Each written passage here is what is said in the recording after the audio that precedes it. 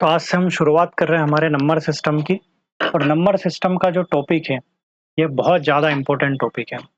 अगर देखा जाए तो नंबर सिस्टम एक बहुत ब्रॉड टॉपिक है, लेकिन अभी हम एकेडमिक्स की बात कर रहे हैं, तो एकेडमिक्स के तौर पर देखा जाए तो हमको कुछ चीज़ें इसके जानना बहुत ज़रूरी है, जो कि class 6th, 7th, 8th, 9th, 10th, 11th, 12th इन सभी क्लासेस के लिए बहुत ज़्यादा इम्पोर्टेंट है। अगर आप 12th क्लास को भी देखेंगे, तो वहाँ रिलेशन एंड फंक्शन वाला जो टॉपिक है, बिना नंबर सिस्टम याद हुए आप वो टॉपिक नहीं कर पाएँगे। और अगर 10th क्लास में देखें या 9th क्लास में देखें, तो इसमें भी इसका बहुत बड़ा रोल है और कॉम्पिटिटिव एग्ज़ाम में तो फिर बहुत ज़्यादा है ही है, ठीक? तो हम बिना किसी देरी के किए हम शुरू करते हैं अपनी क्लास को। तो जो नंबर सिस्टम होता है, तो जैसे हमारी एक फैमिली होती है, जैसा कि आप स्क्रीन पर देख पा रहे हैं, तो ऐसी एक नंबर्स की भी एक फैमिली होती है ना? जिसमें अलग-अलग बहुत सारे नंबर्स होते हैं। तो जो नंबर्स की फैमिली है, उसकी मैं शुरुआत करता हूँ, ठीक है? जो कि हम यहाँ पर देखने वाले। कोई भी नंबर हमारा है, वो 2 पार्ट से मिलकर बनता है। ए प्लस आई बी के फॉर्म में हम उस नंबर को लिखते हैं। जो ए वाला हिस्सा है, इसको हम कहते हैं रियल नंबर, और ये जो आई बी वाला हिस्सा है, ये होता है इमेजिनरी पार्ट। ठीक? यहाँ तक की बात आपको समझ में आ चुकी होगी। अब जो रियल वाला पार्ट है, ये क्या होता है? जितने भी नंबर्स आज तक आपने देखे हैं, है ना?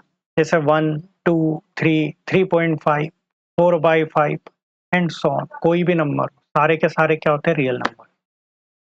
इसमें पाई भी आ गया, है ना? और इमेजिनरी पार्ट में क्या होते हैं? इमेजिनरी पार्ट में जो आयोटा के साथ लिखे जाते हैं। अब आयोटा क्या कहानी है? आयोटा आप पढ़ेंगे 11th क्लास में। मैथ्स की कुछ चीजें हैं जिनके अभी तक बहुत ज़्यादा सॉल्यूशंस हमारे पास नहीं है, उसमें आयोटा भी एक पार्ट है। आयोटा को आप सॉल्व कर सकते हैं, लेकिन इसका एग्ज़ैक्ट आंसर नहीं ला पाते। ये हायर स्टडीज़ में आपको देखने को मिलेगा। तो आयोटा होता है जो रूट के अंदर कोई भी नंबर आ जाए, जैसे मैंने रूट के अंदर -3 लिख दिया, तो मैं कुछ भी कर लूँगा, लेकिन ये नेगेटिव वाला पार्ट कभी भी रूट के बाहर नहीं आएगा। इसलिए हम इसको आयोटा के फॉर्म में लिख देते हैं, और ये वाला पार्ट हमारा इमेजिनरी नंबर में चले जाता है और फर्दर ये थर्ड डायमेंशन को शो करता है एंड सो ऑन। वो आगे की कहानी है, जो कि कभी 12th क्लास पढ़ाते वक्त मैं आपके साथ शेयर करूंगा। ठीक? अभी मैं 10th क्लास को टारगेट कर रहा हूँ, तो उसके बेसिस पर इतना समझना मोर देन इनफ है। अब जो रियल नंबर है हमारा, रियल नंबर, रियल नंबर के दो पुत्र होते हैं। ठीक? पहले पुत्र का नाम है रेशनल नंबर।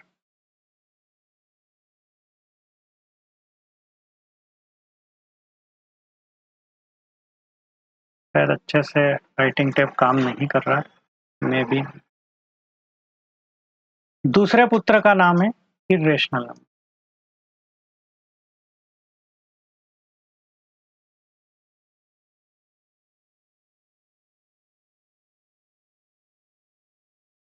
अब रियल नंबर को हम कैपिटल आर से रिप्रेजेंट करते हैं।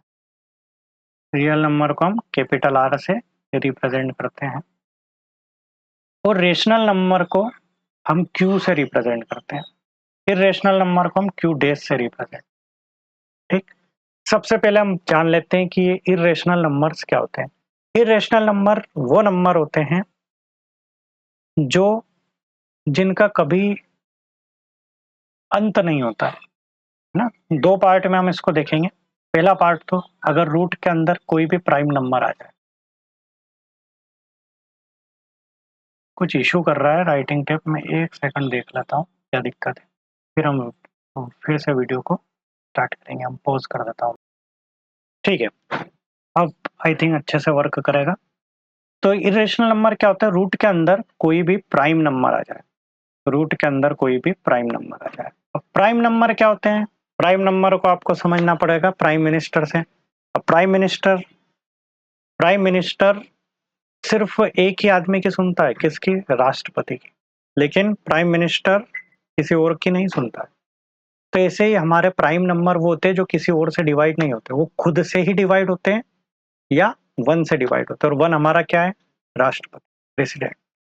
तो अगर मैं बात करूं ऐसे नंबर कौन से, √2, √3, 5 √7 एंड सो ऑन। ठीक है, ऐसे नंबर जो खुद के टेबल में आते हैं, किसी और के टेबल में नहीं आते, वो सारे नंबर्स क्या कहलाते हैं? Prime numbers. रेशनल नंबर अब क्या होता है? अच्छा, और भी इसमें इरेशनल नंबर होते हैं क्या? बिल्कुल होते हैं। एक होता है NTNR, non terminating not repeating. ना तो ये टर्मिनेट होंगे और ना ही रिपीट होंगे। का मतलब क्या? जैसे अगर पाई की वैल्यू अगर आप देखें, तो पाई की वैल्यू अगर आप समझ रहे हैं 3.14, तो ये अप्रोक्स वैल्यू होती है, एग्जैक्ट नहीं होती। एग्जैक्ट वैल्यू होती है 3.142875 एंड अलग अलग इसकी वैल्यूज आएगी। अच्छा, ऐसा हो सकता है 5 भी आ सकता है, 3 भी आ सकता है, लेकिन अगला नंबर क्या आएगा आप गेस नहीं कर पाते। तो ये ना तो कभी खत्म होगा और ना ही रिपीट होगा। लेकिन अगर रिपीट होने वाले नंबर्स में देखें तो क्या होंगे? जैसे 10 को अगर आप 3 से डिवाइड करेंगे तो 3.3333333, ये न तो कभी अंत होगा इनका, लेकिन अगला नंबर क्या आएगा ये आप गेस कर सकते हैं, क्योंकि ये रिपीट हो रहा है ना? तो इसको हम शॉर्ट में कह देते हैं NTR, not terminating but repeating. तो ऐसे सारे नंबर्स होते हैं रेशनल नंबर, लेकिन अगर हर बार नया नंबर आ रहा है तो वो इरेशनल नंबर, और जनरली पाई उसका एक बेस्ट एग्जांपल है। ठीक है, तो सारे इरेशनल नंबर आप समझ गए होंगे। अब जितने भी नंबर्स आपने देखे उसमें इरेशनल वाले नंबर्स अगर हटा दिए जाए तो बचे हुए सारे रेशनल नंबर। क्या रेशनल नंबर की एक डेफिनेशन आपने पढ़ी होगी, P बाई Q के फॉर्म में जिन नंबरों को लिखा जाता है, लेकिन यहाँ पर कंडीशन ये Q कभी भी 0 के इक्वल नहीं होगा। क्यों नहीं होगा? क्योंकि अभी मैंने बोला मैथ्स में कुछ चीजें हैं जो अभी तक हमारे सामने क्लियर नहीं है। उसमें क्या क्या है? एक तो पहली कंडीशन कि P बाई Q में Q कभी भी 0 नहीं होता है, हमको 0 की टेबल नहीं आती है। दूसरी, रूट के अंदर कोई भी नेगेटिव नंबर नहीं होना चाहिए। ये दो चीजें अगर आप ध्यान रखेंगे तो आपका आधा मैथमेटिक्स क्लियर हो जाएगा, क्योंकि मैं जोड़ूंगा बहुत सारी चीजों को। चलो, अब रेशनल नंबर को हम पढ़ रहे थे, है ना, और आगे बढ़ाते हैं हमारी कहानी को। अब हम आ गए रेशनल नंबर पर, और रेशनल नंबर को हम क्यू से रिप्रेजेंट करेंगे। ठीक, कैपिटल क्यू से। तब रेशनल नंबर में क्या क्या है? रेशनल नंबर में हमने देखा कि सारे 1 2 3 3.5 4.5 4/5 2/5 एंड सो ऑन, सारे के सारे नंबर्स रेशनल नंबर में आ गए। अब रेशनल नंबर के अगेन 3 पुत्र होते हैं। पहले पुत्र का नाम है नेचुरल नंबर। अरे, इधर से बन गया रे, नेचुरल नंबर। दूसरे पुत्र का नाम है होल नंबर।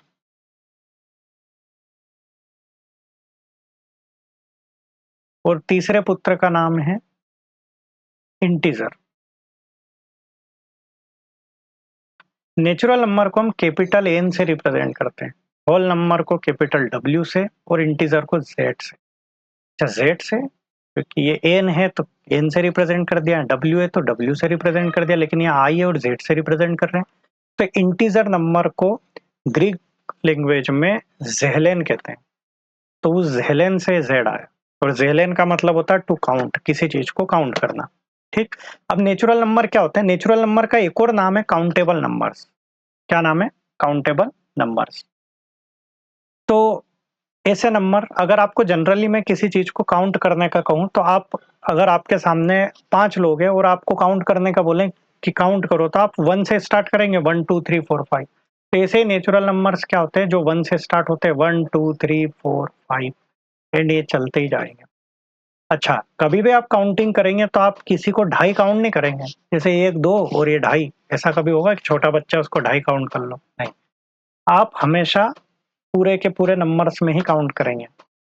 तो नेचुरल नंबर कभी पॉइंट वाले भी नहीं होंगे और फ्रैक्शन में भी कभी नहीं होंगे। फ्रैक्शन मतलब क्या? जैसे 2/5 3/5, है ना, और भी सारे फ्रैक्शन में कोई भी नंबर हो सकता है। अब नेचुरल नंबर अगर हम देखें तो यहाँ पर एक चीज की कमी रह गई, क्या? जीरो की।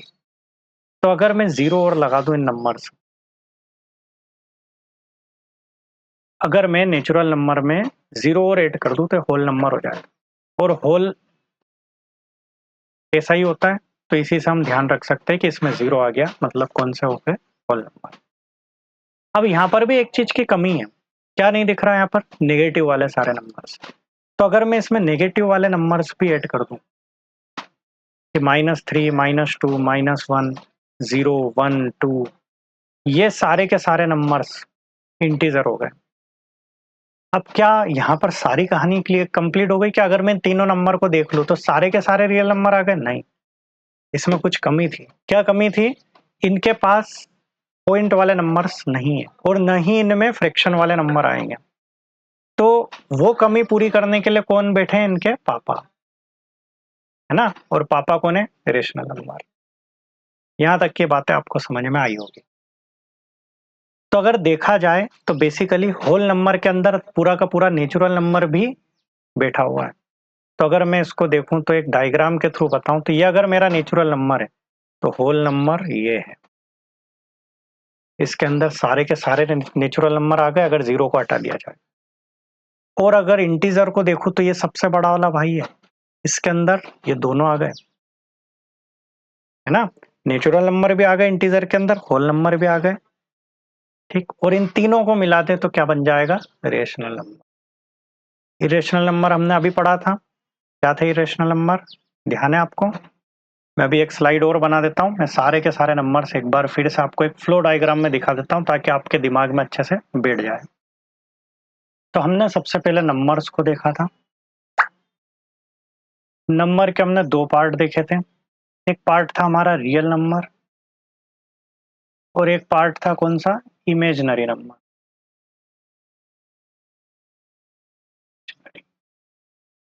ठीक है, अब हमने डिस्कशन किया था रियल नंबर से। इमेजिनरी पार्ट तो मैंने छोटा सा बताया था कि उसमें आयोटा वाला पार्ट आया है, तो इमेजिनरी नंबर जिसमें रूट के अंदर कोई भी नेगेटिव नंबर आ जाए।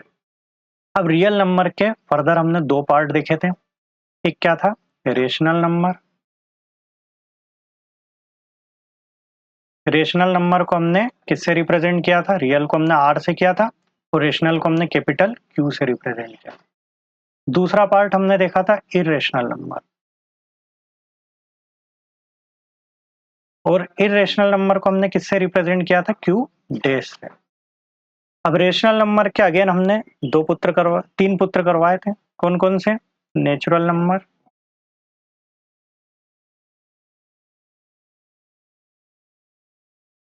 इसको हमने एन से रिप्रेजेंट किया था। दूसरा कौन सा था? होल नंबर, इसको हमने किससे रिप्रेजेंट किया था? डब्ल्यू से। और तीसरा पुत्र कौन था? इंटीजर, और इसको हमने किससे? जेड से रिप्रेजेंट किया था। और मैंने बताया भी था जेड का मतलब यहाँ पर क्या है? जेल है। लगे तो हमने दो चीजों की और बात की थी, प्राइम नंबर जो खुद की टेबल में आए,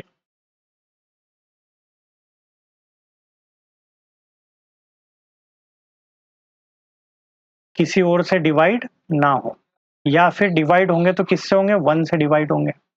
और कंपोजिट नंबर जो इसका उल्टे हो, जो किसी और की भी टेबल में आए, है ना, जो किसी और से हो जाए, जैसे 4, 6, 9, 8 एंड सो ऑन। और इसमें कौन कौन से हो गए? 2, 3, 5 एंड सो ऑन। अच्छा, 1 न तो प्राइम है और न ही कंपोजिट है। 1 सिर्फ क्या है? ओड नंबर है। ठीक है, इवन और ओड का आपको अच्छे से पता होगा कॉन्सेप्ट। तो आज की अपनी क्लास को यहीं पर एंड करते हैं। उम्मीद करता हूँ ये नंबर सिस्टम आपके पूरे दिमाग में बैठ गया होगा। अगर ये वीडियो अच्छा लगा तो लाइक और सब्सक्राइब करें। Thank you so much. जय हिंद, जय भारत।